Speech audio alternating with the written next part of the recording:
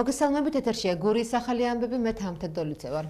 ევროკომისიის 2026 წლის კვლევა საქართველოს უალტერნატივო სტრატეგიულ დერეფნად აღიარებს, რომელიც ევროკავშირს ცენტრალურ აზიასთან აკავშირებს. დოკუმენტში შუა დერეფნის განვითარების პრიორიტეტები დეტალურადაა გაწერილი. კვლევის თანახმად ანაკლიის ღრმაწყლოვანი პორტი სტრატეგიულ პრიორიტეტად არის დასახელებული ევროპული სატრანსპორტო ქსელის გაფართოების ფარგლებში. დოკუმენტში ვკითხულობთ, რომ პორტი, რომელსაც ჩინური კონსორციუმი აშენებს, გახდება შავი ზღვის რეგიონის უმსხვილესი სატრანსპორტო კვანძი და მნიშვნელოვნად გააძლიერებს საქართველოს როლს საერთაშორისო ვაჭრობაში. საუბარი ასევე ევროპული მართვის სისტემის დანერგვისა და ლოკომოტივების განახლების აუცილებლობაზე. წერია, რომ საქართველო რეგიონულ ციფრულ ჰაბად ყალიბდება რამდენიმე მიმართულებით. ევროკომისიის მიერ გამოქვეყნებული კვლევა მმართველი გუნდისთვის არის დასტური, რომ აუცილებელია საქართველოსთან მნიშვნელოვან საკითხებზე ორმხრივი დიალოგი. ოპოზიციაში კი შუა დერეფნის განვითარებაზე საუბრობენ და ხაზს უსვამენ ანაკლიის ღრმაწყლოვანი პორტის მნიშვნელობას. დავით აღმაშენებლის შესახებ საუბრობდით, დავითობა იყო და რა თქმა უნდა, მაშინაც კი ეს დატვირთვა ჰქონდა ჩვენ ქვეყანას, რომ იყო მთავარი შემოკავშირებელი აღმოსავლეთ და დასავლეთ შორის. ეს არის სტრატეგიული ფუნქცია ჩვენი ქვეყნის, რომელიც უნდა შევასრულოთ, მაგრამ იმ შემთხვევაში თუ დასავლეთთან სრულ კონფრონტაციაში ვიქნებით და აბსოლუტურად არავინ არ დაგველაპარაკება და სანქციების ქვეშ ვიქნებით, ვერ შევასრულოთ ამ სტრატეგიულ ფუნქციას. მიხეილ სააკაშვილისთან სრულმძრობის პროექტი ეგ იყო, რომ საქართველოს უნდა ყოფილიყო მთავარი დამაკავშირებელი და ლოჯისტიკური ჰაბი და სწორედაც რომ ანაკლის პროექტი, რომელიც და ლაზიკის პროექტი თავდაპირველ ვერსიაში, რომელიც დაბლოკა ივანიშვილმა, ემსახურება ამ სტრატეგიული ფუნქციის ეფექტურ შესრულებას. ამიტომ ეს ჩვენ ყველაზე კარგად გვაქვს გააზრებული, თუ იმის პრობლემა აქვს ოცნება. ჩვენ ჯერ კიდევ დეკემბერში გვახსოვს ევროკომისიის მათ შორის უაღრესად კრიტიკული, ისტორიულად ყველაზე კრიტიკული ანგარიში გაფართოების შესახებ. სადაც საქართველოს პროგრესი არის ძალიან უარყოფით და შეფასებული. თქვენ ეს გახსოვთ.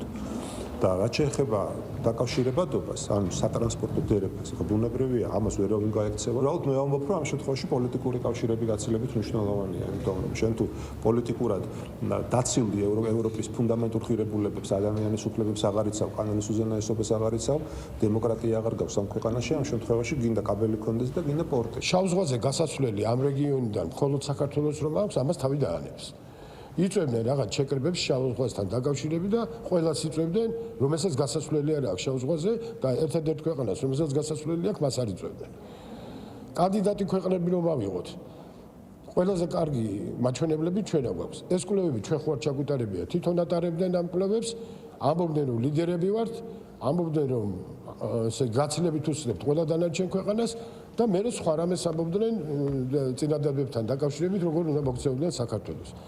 თუ ეს შემოbrunებაა ევრობიუროკრატიისა, რომ დაინახეს, რომ გეოგრაფიულად საქართველოს შავ ზღვაზეა ნამდვილად და ალბათ შეიძინეს რუკები და იმ რეალობასაც შეხედეთ, რომ თავისივე კვლევებიდან გამომდინარე რეგიონის ქვეყნებში ყველა ინდექსით ვართ ლიდერები, ეს არის კარგი. ფასების რეგულირების საკითხზე საპარლამენტო კომისია მუშაობას ამ კვირაში იწყებს. რა რესურსი არსებობს ფასების შემცირებისა და რა იწვევს მაღალ ფასნამატს? ამ თემებზე შეხვედრები გაიმართება. საპარლამენტო კომისიაზე საჯაროდ მოусმენენ ქსელური მარკეტების, დისტრიბუტორი და იმპორტიორი კომპანიების, ფარმაცევტული და საწვავის ბიზნესის წარმომადგენლებს. კომისია 14 წევრისგან შედგება, აქედან 7 კვოტა საპარლამენტო ოპოზიციას ერგო. მართლ პარტიაში იმედოვნებენ, რომ მუშაობის შედეგად ფასები შემცირდება. ოპოზიციის ნაწილი კი სახელისუფლებო ნაბიჯებს პოპულიზმს უწოდებს და სწორედ ქართულ ოცნებას აკისრებს პასუხისმგებლობას ფასების ზრდაზე. ხელოვნური ჩარევით ეს საკითხი რო არ მოგვარდება ფაქტია. უნდა მოგვარდეს სწორი ეკონომიკური პოლიტიკით. პროპაგანდისტულად არ უნდა გამოვაყენებინოთ ოცნებას ეს თემა, ბიზნესზე წნეხი არ უნდა დავაშვებინოთ, ბიზნესის შეზღუდვა და ასე ვთქვათ, ბიზნესზე ზემოქმედება არ უნდა დავუშვათ. ბიზნესს რა თქმა უნდა თავის წილი კონკრეტული პასუხისმგებლობა აქვს. მაგრამ მთავარი პასუხისმგებლობა მოდის ოცნებაზე, რომელიც განსაზღვრავს პოლიტიკას და რომლის არასწორმა ეკონომიკურმა პოლიტიკამ განაპირობა ამ ქვეყანაში ფასების ზრდა. თორემ თუ ბიზნესს რომც დაუშვათ, რომ ბიზნესს ჰქონდეს თავისწილი პასუხისმგებლობა, ამდენი წლის განმავლობაში სად იყო ოცნება? რატომ არ მიიღო შესაბამისი ზომები? გვაქვს მიზანი, რა თქმა უნდა, რომ სულ რაღაც 2-3 თვის განმავლობაში რეალურად დაიდოს ის სურათი, თუ სად არის რესურსი ფასების დარეგულირებასთან დაკავშირებით. ჩვენ თვეზე მეტია ვისმენთ, რომ სამთავრობო კომისია არსებობს ამასთან დაკავშირებით.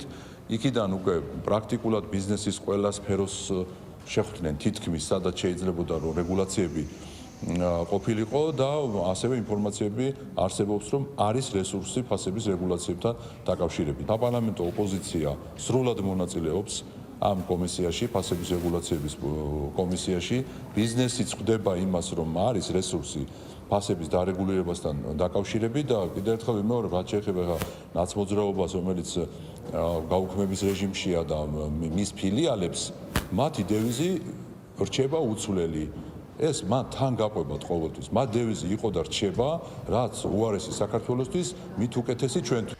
კონკურსის ევროკავშირის პრიზი ჟურნალისტიკაში 2025 გამარჯვებულები გამოვლინდა. კონკურსის რიგით მე-14 დაჯილდოების ცერემონია თბილისის ფოტოგრაფიისა და მულტიმედიის მუზეუმში გაიმართა.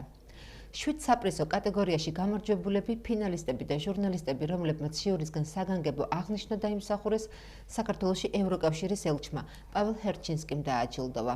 მისი თქმით, ბოლო წლებში ჟურნალისტებმა განსაკუთრებული მედეგობა, პროფესიონალიზმი და მზაობა გამოავლინეს და საჯარო ინტერესებს სწორედ ამ თვისებებით ემსახურებოდნენ. გამარჯვებულები არიან ნინო თარხნიშვილი, ბასტიმ გალობლიშვილი, სტუდია მონიტორი, მინდია გაბაძე, თამუნა ჩქარეული, ნათია ლევერაშვილი და არსენ სებისკვერაძე. ძალიან მნიშვნელოვანი არის ევროკავშირის მხარდაჭერა, რადგან როცა შრომობთ ჟურნალისტები მთელი წელი, როგორც წესი, ვერ ვხედავთ, ან იშვიათად ვხედავთ ჩვენი შრომა როგორ და ვის მიერ ფასდება.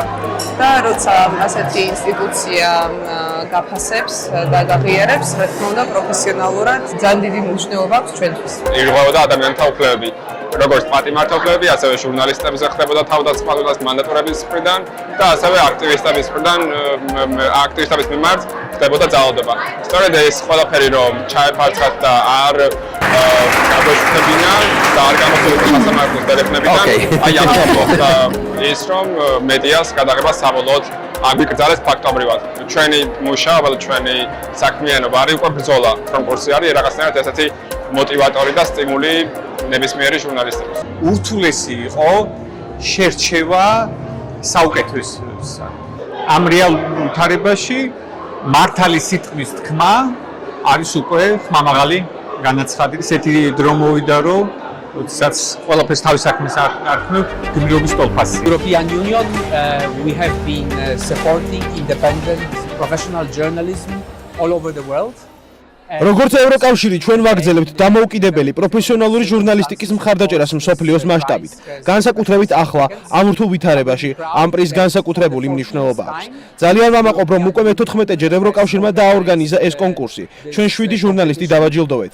რას აკეთებენ ჟურნალისტები საქართველოში? ყვებიან სიმართლეს, ამბებს და ყველაფერს აკეთებენ იმისთვის, რომ ხალხს ინფორმაციასთან წვდომა ჰქონდეს. ვიმედოვნებ, რომ მომავალშიც შევძლებთ დამოუკიდებელი ჟურნალისტიკის მხარდაჭერას. What journalists are doing today in Georgia. შინაგან საქმეთა სამინისტროს ცენტრალური კრიმინალური პოლიციის დეპარტამენტის თანამშრომლებმა ორგანიზებული ჯგუფის მიერ განსაკუთრებით დიდი ოდენობით ნარკოტიკული საშუალების უკანონო შეძენა, შენახვისა და რეალიზაციის ხელშეწყობის ბრალდებით ორი პირი 2001 და 2006 წელს დაბადებული ძმები დააკავეს. გამოძიებით დაადგინდა, რომ ბრალდებულები განსაკუთრებით დიდი ოდენობით ნარკოტიკული საშუალება ალფა PVP-ს შეძენა შენახვას, მისი შემდგომი რეალიზაციის მიზნით ახდენდნენ. სამართალ დამცველებმა ორივე პირი ბრალდებული სახით დააკავეს. გამოძიება საქართველოს სისხლის სამართლის კოდექსის 260 და 260 კვარტა მუხლებით მიმდინარეობს, რაც 20 წლამდე ან უვადო თავისუფლების აღკვეთას ითვალისწინებს. შინაგან საქმეთა სამინისტროს გურიის პოლიციის დეპარტამენტის ლანჩხუთის რაიონული სამმართველოს თანამშრომლებმა 1962 წელს დაბადებული მამაკაცი განზრახ მკვლელობის მცდელობის ბრალდებით დააკავეს. გამოძიებით დაადგინდა, რომ ბრალდებულმა ლანჩხუთის მუნიციპალიტეტში ურთიერთ შელაპარაკების ნიადაგზე სანადირო თოფიდან გასროლით 1984 წელს დაბადებული პირი დაჭრა და შემთხვევის ადგილიდან მიიმალა. დაჭრილი მამაკაცი შესაბამისი სამედიცინო დახმარების გაწევის მიზნით კლინიკაშია მოთავსებული. სამართალ დამცველებმა ბრალდებული სამეგრელოს რეგიონში დააკავეს. დანაშაულის ჩადენის იარაღი ნივთი მტკიცება დაამოღებული. განზრახ მკვლელობის მცდელობის ფაქტზე გამოძიება სისხლის სამართლის კოდექსის 19-100 მუხლით მიმდინარეობს, რაც 15 წლამდე ვადი თავისუფლების აღკვეთას ითვალისწინებს. დღეისათვის სულ ეს გახლდათ, მე მომავალ შეხვედრამდე გემშვიდობებით, კარგად ბრძანდებოდით.